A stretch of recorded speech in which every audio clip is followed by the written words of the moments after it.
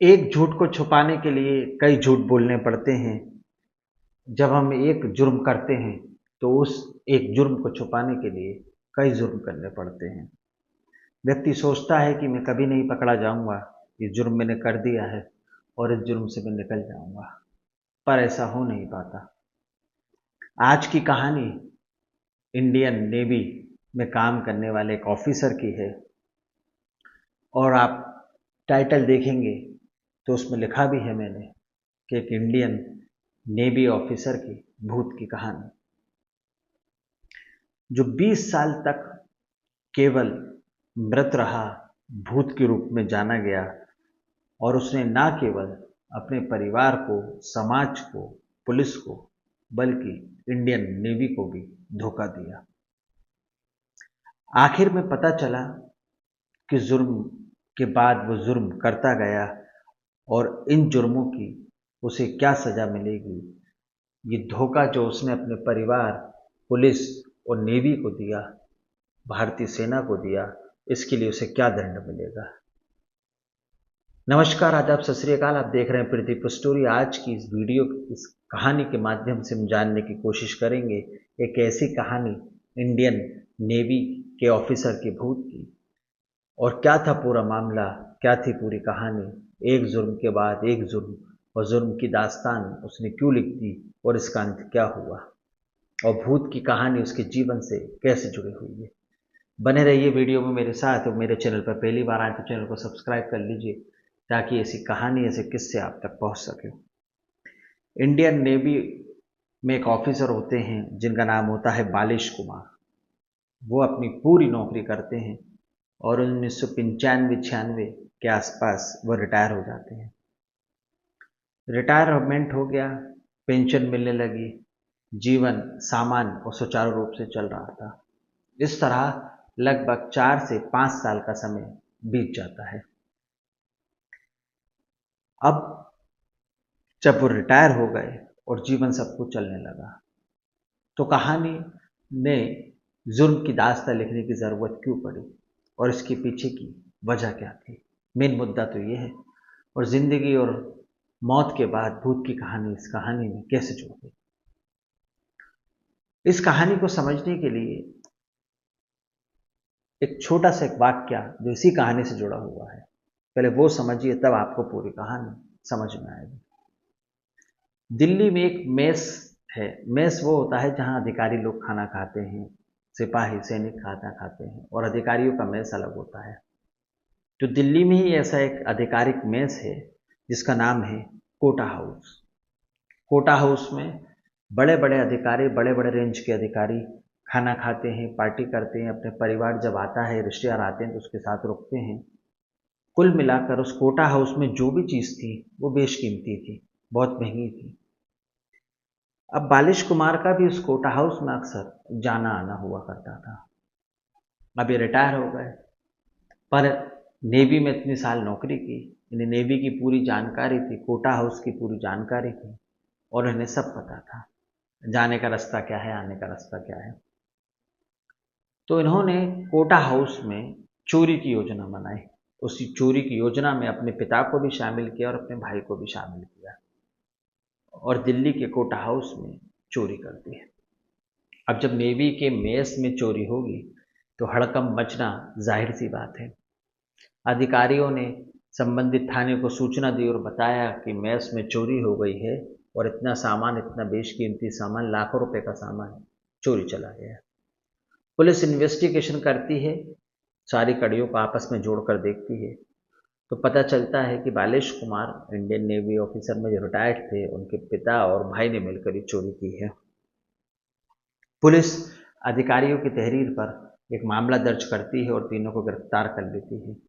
वहां से न्यायालय से इनको जेल भेज दिया जाता है संबंधित धाराओं में, और फिर कुछ समय बाद इनको बेल मिल जाती है। अब तीनों को बेल मिल गई, पिता को, बालेश कुमार को और उसके भाई को। भाई जो था ट्रक का कारोबार किया करता था, मतलब कि व्यापार ट्रकों का था उसका, किसी सामान को दूसरे शहर पहुंचाना, वहां से सामान भर के दूसरे शहर पहुंचाना। तो बालेश कुमार अपने भाई के साथ ही ट्रक के कारोबार में जुड़ गया और ट्रकों के साथ वो काम करने लगे। पिता घर को देखने लगे। अब बालेश जब ट्रकों का व्यापार अपने भाई के साथ करने लगा तो आमदनी भी होने लगी। तो उसका एक दोस्त था, अमन। अब अमन और बालेश एक दिन दोनों मिलकर शराब पीते हैं और दिल की बात कर रहे थे। इसी में अमन ने बालेश को 2-3 तमाचे मार दिए, थप्पड़ मार दिए और जमकर लड़ाई हो गई। बालेश ने पूछा, ये तू क्या कर रहा है, तू तो मेरा दोस्त है। तो अमन कहता है कि तेरा मेरी बहन के साथ चक्कर है, तू उसे फ़ोन करता है, बात करता है, ऐसा मत किया कर, मैं तुझे आखिरी बार समझा रहा हूँ। बालेश ये सुनकर गुस्सा हो जाता है। इंडियन नेवी ऑफिसर, हाइट अच्छी, शरीर अच्छा, हष्ट पुष्ट व्यक्ति, उसने भी अमन को मारना शुरू कर दिया। और अमन को मारा तो इतना मारा कि अमन मर ही गया, इस दुनिया से ही चला गया। और बालेश करे तो करे क्या। अब बालेश वहां से फरार हो जाता है और 20 साल तक फरार रहता है और कभी पुलिस की पकड़ में नहीं आता। अब एक दिन मुखबिर पुलिस को सूचना देता है कि साहब, जिस बालेश को हम लोग ढूंढ रहे हैं वो बालेश दिल्ली के बाहर एक इलाके में रहता है और यदि आप बोलो तो अपन उसको चल के पकड़ लें। अब ये खबर जब पुलिस को मिली तो पुलिस इन्वेस्टिगेशन चालू करती है। पुलिस सोचती है कि अगर हमारे मुखबिर ने कोई खबर दी है तो कोई खबर बिल्कुल सही दी होगी। पर इसी बीच में इस कहानी का एक दूसरा पहलू भी है। भाई ट्रकों का काम करता था, बालेश उसके साथ रहता और उसने बताया कि साहब, एक दिन ट्रक में आग लग गई हमारे पुलिस को और बालिश के साथ एक आदमी और मारा गया।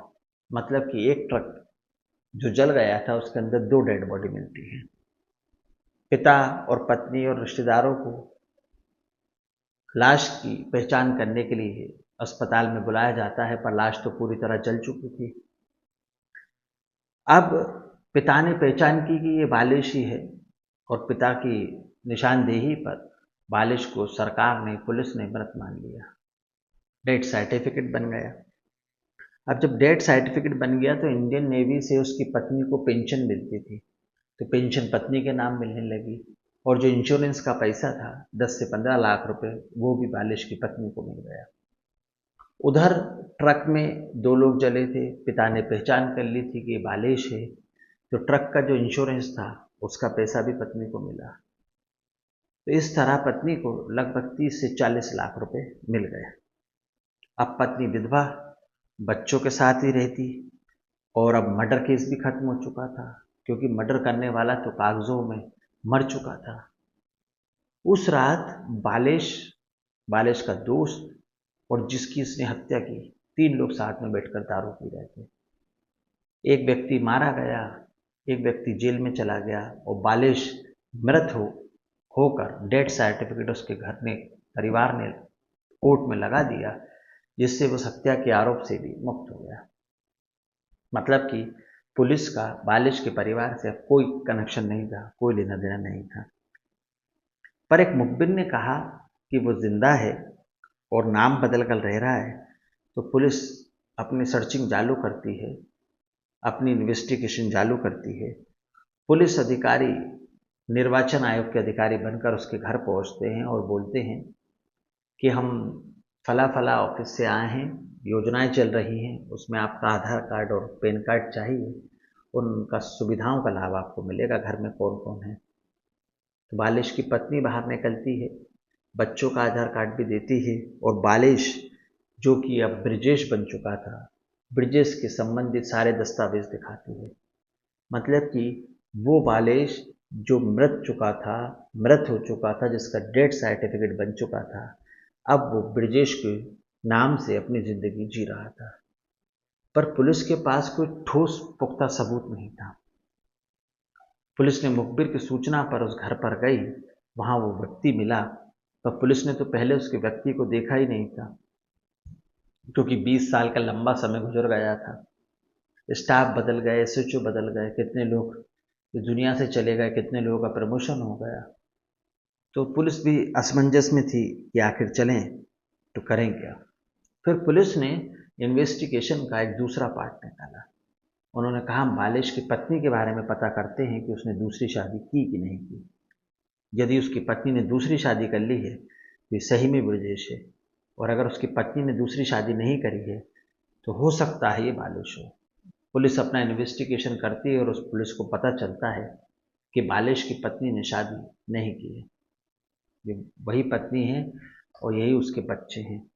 पर अब सवाल ये था कि जब पत्नी और बच्चे वही हैं और उसने दूसरी शादी नहीं की तो ये ब्रजेश के साथ कैसे रह रही है। अब कहानी आगे बढ़ती है। कत्ल के इल्जाम में उसके दोस्त को तो पकड़ लिया गया था, इसको जेल भेज दिया गया। अब सवाल ये उठता है कि बालिश कैसे बचा, और क्या बालिश ही ब्रजेश है या फिर उसका कोई भूत है। तो बालिश को फिल्मों देखने का बहुत शौकीन था, फिल्म और नाटकों का बहुत शौकीन था। तो फरारी के समय में जब वो फरार था तो उसने एक फिल्म देखी और उसमें उसने देखा कि व्यक्ति एक व्यक्ति को मार देता है और उसे सरकार के सामने, पुलिस के सामने मृत घोषित कर देता है और बच जाता है। अब उसके दिमाग में भी ऐसे एक खुरापाती आइडिया आ गया। भाई ट्रकों का काम करता था, तो उसने दो मजदूर ढूंढे और उनसे कहा कि इस ट्रक में सामान लोड करना है और हमें बिहार चलना है। मजदूर तैयार हो गए। गाड़ी बालिश ही चला रहा था। दोनों मजदूरों को उसने ट्रक के अंदर बिठाया और बिहार के रास्ते पर वो निकल गया। अब रास्ते में चलते चलते बालिश ने उन दोनों मजदूरों से पूछा कि भाई शराब पियोगे। अब मजदूर तो शराब के शौकीन होते हैं, उन्होंने कहा बिल्कुल साहब पिएंगे। गाड़ी धीरे धीरे चल रही थी और गिलासों में छोटे छोटे पैक बन रहे थे। दोनों मजदूरों ने शराब पी। साथ देने के लिए बालिश ने भी थोड़ी बहुत शराब पी।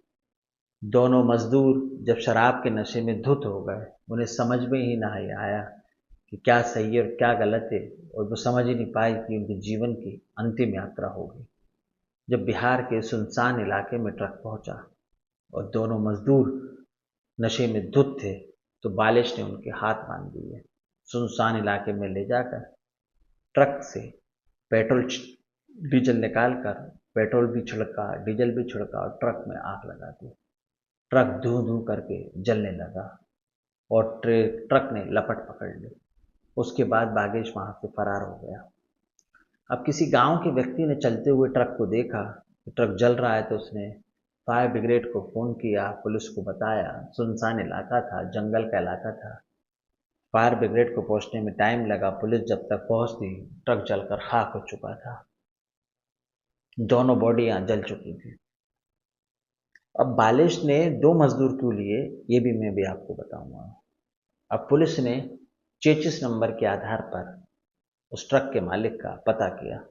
ट्रक का नंबर मिला, पता चला कि वो बालिश के नाम पर रजिस्टर्ड ट्रक है जो दिल्ली के आसपास के इलाके का है। पुलिस वहां पहुंचती है, बालिश की पत्नी से कहती है कि आपके पति कहाँ हैं। बताती है वो ट्रक लेकर गए हैं। पिता को बुलाया जाता है, वो पिता बोलता है कि मेरा बच्चा ट्रक लेकर गया है। बॉडी की तफ्तीश के लिए उनको अस्पताल ले जाते हैं, तो बालिश के पिता दावा करते हैं कि मेरा ही बेटा है। मतलब कि जो मर्डर का आरोपी था, खून का आरोपी था, अब वो ट्रक में चलकर मर चुका था और इस दुनिया में कोई नहीं बचा था। दूसरी बॉडी अज्ञात रहती है, जिसका अभी अंतिम संस्कार बालिश के पिता द्वारा ही कर दिया जाता है। दो लोग उसने इसलिए बिठाए ताकि पुलिस को उसकी कार्रवाई पर उस पर शक ना हो, क्योंकि अगर अकेले एक बॉडी जलाता तो बालिश का ही नाम आता। तो पुलिस दो बॉडी रखती है उसके अंदर, एक इधर और एक इधर। अब बालिश की पत्नी को नेवी से पैसा मिल चुका था, ट्रक का जो इंश्योरेंस था उसका पैसा मिल चुका था, और सारे पैसे उसको मिल चुके थे। अब कुछ नहीं था। पर जब पत्नी ने पुलिस को यह बताया कि वो मर चुका है और पुलिस अपनी इन्वेस्टिगेशन कर रही थी, तो पुलिस किसी नतीजे पर पहुंच नहीं पाई। पर मुखबिर का फोन आया। अब इधर बालिश ने सोचा, जो ब्रजेश बन चुका था, कि यार 20 साल का लंबा समय हो गया, मेरा हुलिया बदल गया है, मैं बूढ़ा भी हो चुका हूँ। अब रिटायरमेंट के बाद 20 साल का समय तो आप लगा सकते हैं कितना बुजुर्ग वो हो गया होगा। उसने कहा अब मुझे कोई नहीं पहचान पाएगा, मेरे बच्चे भी बड़े बड़े हो गए हैं और पत्नी और बच्चों से मैं ज़्यादा दूर रह नहीं सकता। तो दिल्ली के बाहर उसने एक कमरा किराए पर ले लिया और वहाँ अपना जीवन यापन करने लगा, छोटी सी किराने की दुकान खोली। पर होनी को कौन टाल सकता है, ऊपर वाले को कुछ और ही मजबूर था। मुखबिर ने पक्की सूचना दी कि ये ब्रजेश ही वो बालेश है जिसने कत्ल किया है और आप इसे पकड़ लीजिए। पुलिस ने उसे पकड़ लिया। अब जो उसके पिता थे जिनने झूठी शिकायत पर उसकी पहचान की थी, तो पिता को आरोपी नहीं बना सकते थे क्योंकि पिता उस दुनिया में थे ही नहीं, वो मर चुके थे, बुजुर्ग व्यक्ति थे। अब सवाल उठता है पत्नी का क्या हुआ। तो पत्नी ने नेवी से इतनी साल पेंशन प्राप्त की, नेवी से पैसा लिया, ट्रक का झूठा इंश्योरेंस का पैसा लिया, तो उन्हें संबंधित धाराओं में आरोपी बनाया गया। और एक व्यक्ति जो पुलिस, कानून, समाज की नज़रों में 20 साल पहले मर चुका था, भूत बनकर घूम रहा था, वह जिंदा रूप में पुलिस की गिरफ्त में आ गया। पति और पत्नी दोनों को जेल भेज दिया गया है और संबंधित धाराओं में उनके ऊपर कार्रवाई की जाएगी। ये थी कहानी नेवी के ऑफिसर के भूत बनने और भूत बनकर घूमने की कहानी। कहानी के बारे में आपके क्या विचार हैं, कमेंट्स में बताइएगा। इस कहानी को सुनाने का उद्देश्य किसी का दिल दुखाना, किसी की अंतरात्मा को परेशान करना या किसी के मान सम्मान को ठेस पहुंचाना नहीं है, बल्कि एक कोई कहानी, एक घटना से रूबरू कराना था और बताना था कि जुर्म का अंदाज ऐसा भी हो सकता है, व्यक्ति अपने आप को बचाने के लिए, एक जुर्म को छुपाने के लिए दूसरा जुर्म भी कर सकता है। अगली कहानी, अगले वाक्य में फिर मुलाकात होगी एक नई और सच्ची घटना के साथ। मैं आपके सामने हाजिर होऊंगा। प्रदीप स्टोरी में आपका स्वागत है। चैनल को सब्सक्राइब करें ताकि मुझे आपका सपोर्ट मिलता रहे। अगली कहानी में फिर मुलाकात होगी एक सच्ची और सत्य घटना के साथ। जब तक के लिए नमस्कार। जय हिंद, जय भारत, जय जवान, जय किसान।